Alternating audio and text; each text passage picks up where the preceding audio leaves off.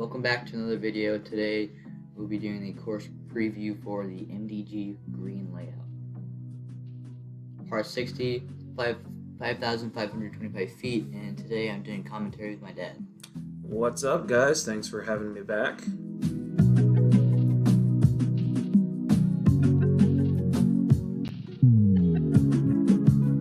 Thank you again. Thank you all the time, my sponsor, Jess Ben Discin. Yeah, Jess Ben Discin has been sponsoring Carter. Just started the relationship this last year, but runs a lot of local stuff out in the Union, Washington area leagues, putting league going on now during the winter leagues. They're getting ready to start up a winter league also out at Bush Creek, so check them out. We'll link the website in the description. Here's the course layout on paper. Hole 1 to start off, 280 feet. This one is a par 3. Goes over this field, and you gotta try to go over the gate over there. It's sort of a turnover shot for a righty backhand, but some people throw forehands to get a skip up to the basket.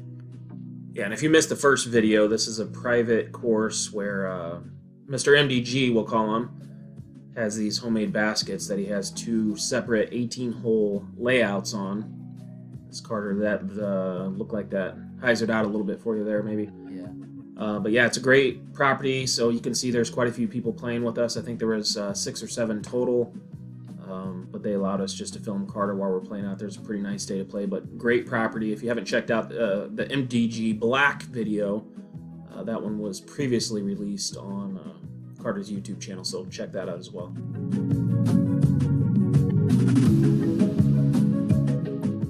Start of the round.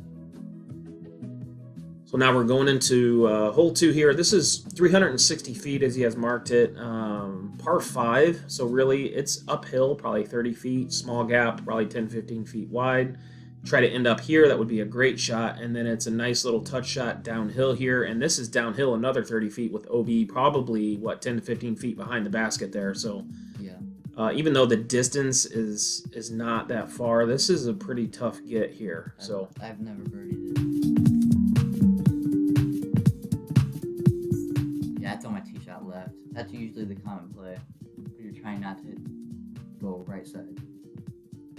Yeah, but if you don't hit your line off of the tee, you usually want to end up by the stake right here, and it's almost a 90-degree turn to the left down the hill. So it's pretty tough. So you're on shot 3 here. Yeah, there I hit my hand. Right. Yeah, so even if you're at the stake, it's still a blind shot, so it's very difficult to gauge where you're trying to throw it with the OB right behind. Yeah, so that's a pretty scary shot there too, because it's straight downhill about 30 feet. I believe this is my par putt. Yeah, I think so. So you can see the OB marked by the lines back there in the back. That was a nice little putt there. So you can see some of these baskets. That's an old basketball hoop, but he has these unique holes on here. It's a great course that he's got set up. Hole 3, exactly 200 feet. This one goes over. This one carries right after tee. It carries over this little pond that snatches up discs from the previous hole quite often. Yeah, that pond. He said, I don't know if, but that pond right there's an old sinkhole. I think he said that's like 60 feet deep. So if you throw a disc in there, it is gone forever. Yeah, this one's a little bit of a. The hole goes down probably 10-15 feet. Yeah, I think so. So it's a little bit of elevation change. Yeah. This is hole 4. We got another par 3, 240 feet. And once again, there's no OB on this course. It's fairly short par 3 again, but once again, like about 2 feet behind that basket, it's about 20 feet drop down the bottom of a creek, and there's a really tiny gap to get through, probably 10 feet wide at the beginning. You can go left or right of those trees. So Carter hit the gap, but he hit a little ninja branch there and knocked him down. Yeah, so again, we have some mulligan shots that we can use, 1 per round, and you just only off the tee though. So I forgot about it right there, but I was sort of lucky I forgot about it. You'll see why later in the video. Hole 5, 580. This hole you can sort of unleash on a drive, par 4. So I think I'm pretty sure the main play is to go left of those trees that we just passed. But because going to on the right side is a very tough shot. It's like you're just playing in the woods, essentially, because it's a tunnel shot. So yeah, you just want to play left side, right in the middle of the field, and then carry all the way into the basket. And you're able to unload on this. Like Carter said, to the left, there's no OB, and Carter lays into 165 miles an hour there. It was a pretty good smash. Yeah, Yeah, still pretty good distance there. So you can see he's probably got, I don't know, 180 feet or so in. And there I'm trying to split that tree in the telephone pole.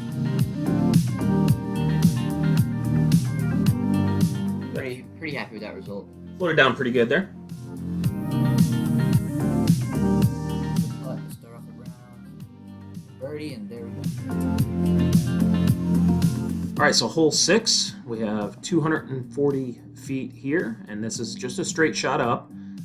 Basket's right in front of you. Now the pool, he has some unique rules here. The pool is OB if you throw it in there, or you can get into the pool and play your shot out of the pool, and you don't have to take an OB stroke. So Carter's throwing a nice little hyzer shot, which is a common play here. Nice little skip up towards the basket, and we're throwing by the previous basket. In the background there, you can see the cook shack as Carter makes a nice birdie putt there. So they usually got a bonfire and things going during these rounds here.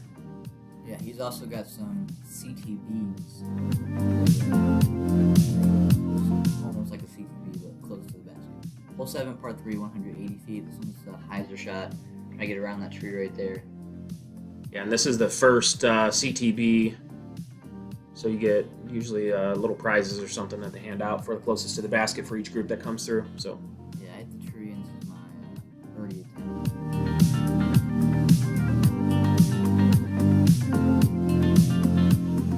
Chains out left. That was not the chain's fault. Sad to say though. So another closest to the basket here, closest to the pin. Par 3, 218. So this one is straight ahead. There's a little right side gap there. There's some old pumpkins they threw out for the deer. There is a creek deep. Once again, no OB. There are a lot of guardian trees around this one. So common play for right hand backhand is just throw this little hyzer. I think you little early release on that one. Yeah, but I got through all the things, so I have a pretty open putt. Another birdie putt. This next hole has a Greg Herschel line, as you can see in a second. Yeah, right down the middle, right?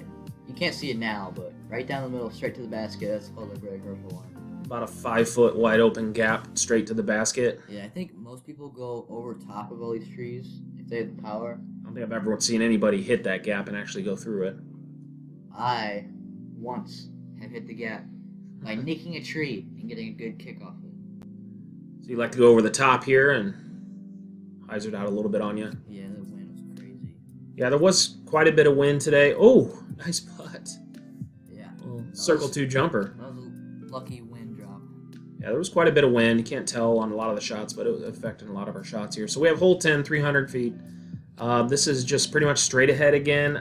You do not want to go the woods in the right. In the right, there are a ton of thorns, and there is no lines out of there. So you can see the homemade basket there again. Yeah, it's like a really wide tunnel shot. I don't know if you can even call it a tunnel shot, but I'm ripping on my pig here just because I feel like it's the easiest shot to control. And parked it. That was a really nice shot. Yeah, if you're right, like as you can see where somebody's putting over there, that is very tricky to get out of. Hole 11, par 3, 190. This is called the Mulligan Hole.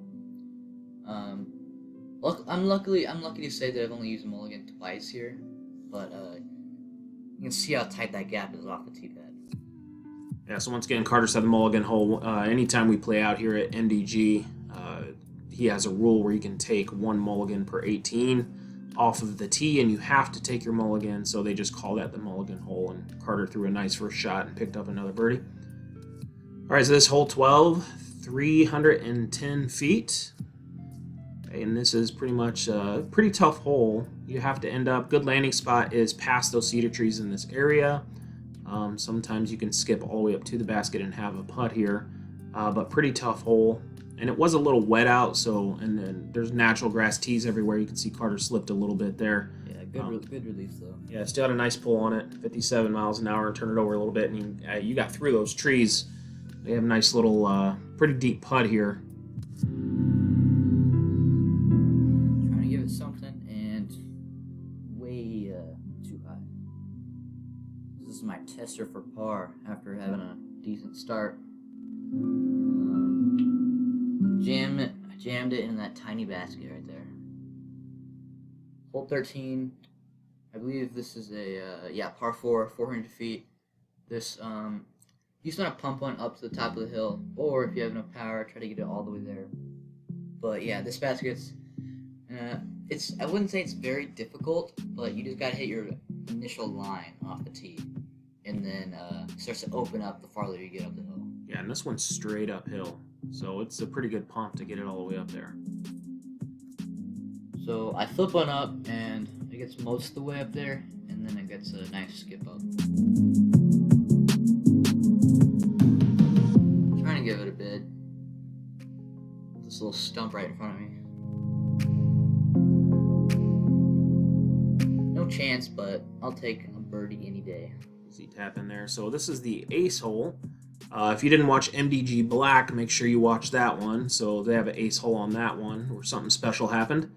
But this is the money hole. So basically what this is, it's about 120 feet. That little canister there has all the money that's been, I guess I could say, donated previously by people that haven't hit the shot.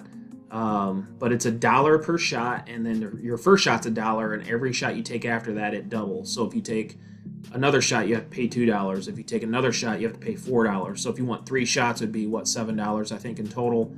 So you can see Carter is ripping one there. Now, Harry has hit this more than anybody that I know of. I know he's hit it. Didn't he hit it the first 2 times? I think the first 2 times he ever played out here, he hit it. Crazy. But yeah, that was Harry throwing here.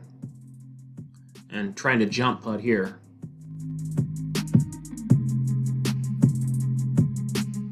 So throwing a link up here, trying to jump putt this. Like I said, it's about, I guess, 120 feet. So that hides it out on him a little bit.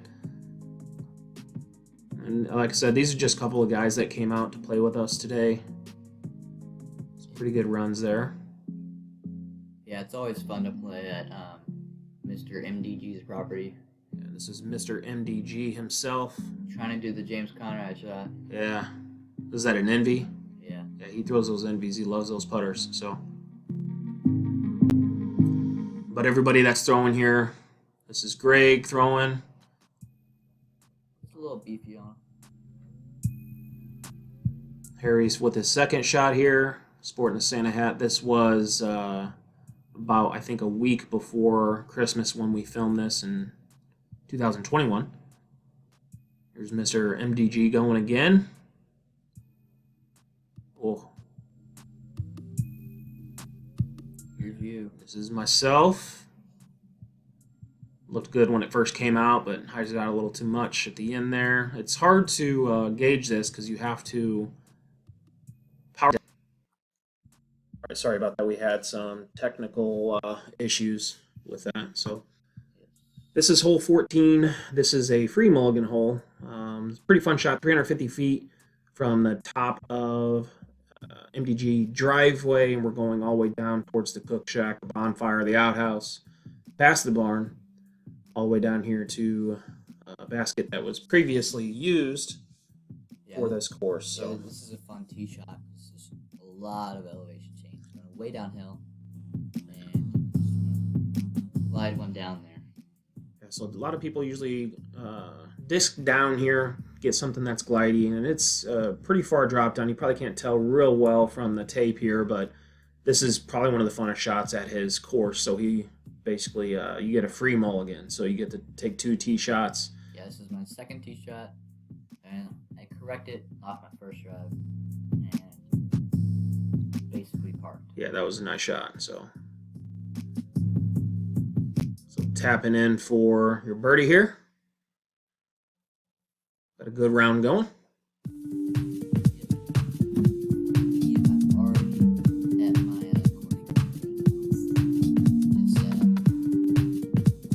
But I'm playing good today. So hole 15, par 4, 600 feet. This one is a pump. You just want to get at least two of these trees, and then you want to have an upshot for at least a par, because that'd be pretty sad if you didn't. Yeah, those trees there, Carter's saying, if you don't get to those trees, you want to be in the middle, but those trees, remember, we lasered them to be 400 feet away. Yeah, you just don't want to be in the Tyler Reed trees. Yeah, which is to the left there. And he ripped one at 65. He slipped on that one, too. A little bit, and Yeah, so he's still 400-foot shot there and slipping on that, so it's still pretty good on there. I'm sort of doing the splits there, so it's hard to get enough shot. You got out of the woods, though. Yes. Here we're trying to get far.